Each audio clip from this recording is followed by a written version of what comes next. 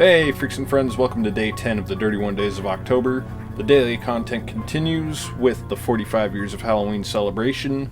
Today we're going to be doing a top 10 list to celebrate 10 days into this.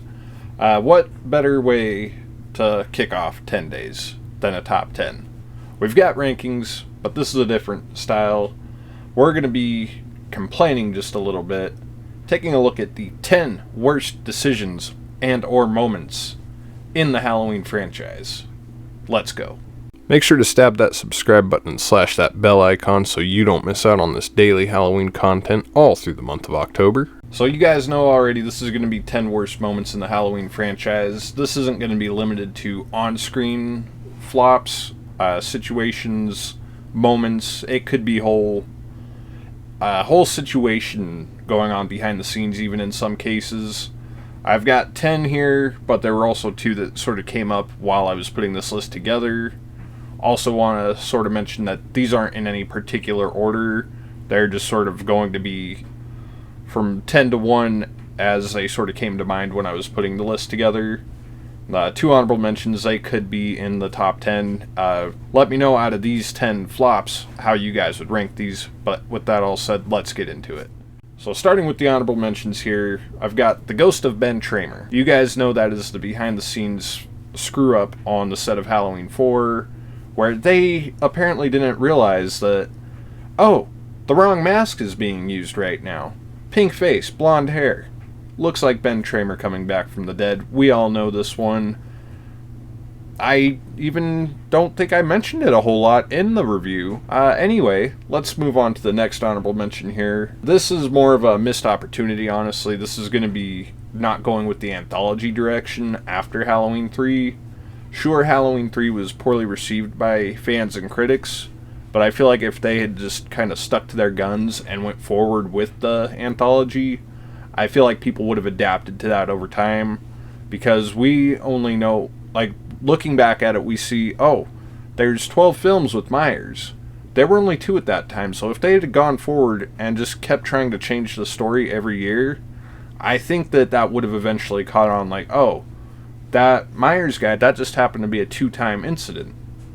But, you know, they could have easily done that with Halloween 2, gone with the anthology direction. But you guys know that's a hill that I'm screaming from the top on.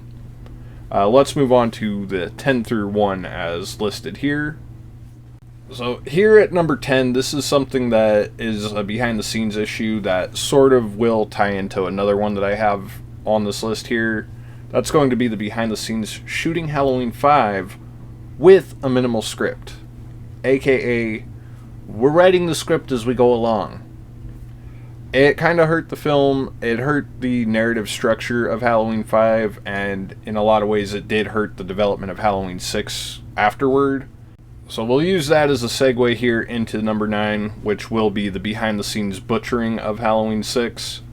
Now that itself is one problem sort of separate from how they had to pick up the pieces left by Halloween 5, but because there were so few pieces to really pick up and go from, Daniel Farrens had to come in there and use all kinds of archival information, whether it's stuff from the previous films or the novelization for the 1978 film.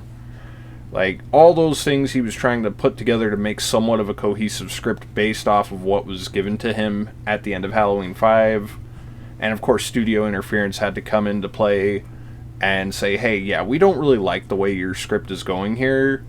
And this Donald Pleasance guy, kids don't like him. They don't understand what this guy's about.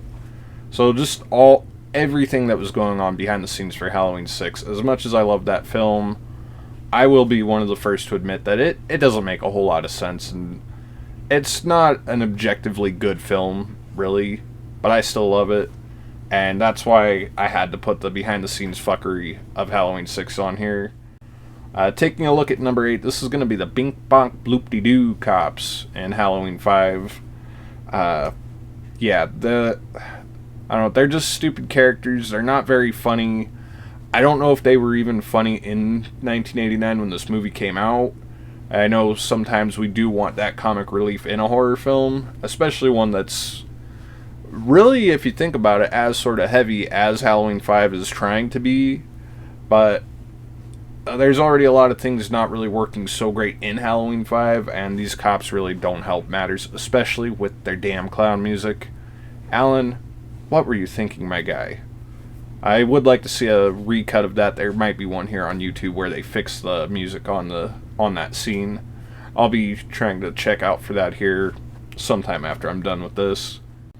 Here we have another behind the scenes debacle. That's going to be, well, debacle really is the best word here.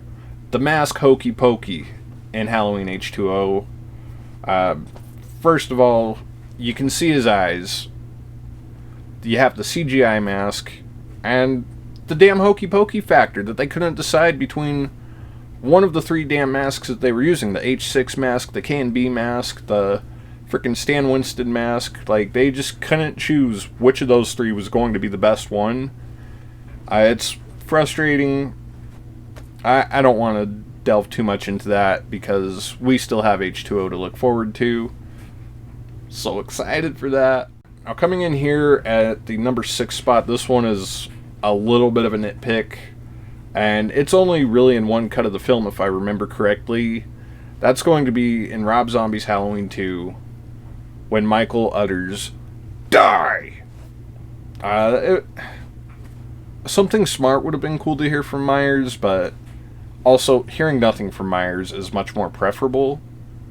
I'm going to leave that there. Yeah, the die line, Halloween 2, no. No. Please no. Coming in number 5. This is going to be just about every damn interaction between Busta Rhymes and Michael Myers in Halloween Resurrection. Now, admittedly, I can have fun with Busta Rhymes' character because he understands exactly what kind of film he's in. I'm really just starting to realize that. And, you know, as much as I trash this film and drag it through the mud, I've got a lot of childhood nostalgia for it. So I would be lying if I said at one point his character didn't amuse me beyond belief. But, you know, as you sort of grow older and you come to appreciate the whole spectral idea of Myers, you see what goes on in this film, and it really just comes off as really insulting to the character of Myers. And, yeah, I just don't like it very much. If they'd have toned it down at least a little bit, it wouldn't have been as bad.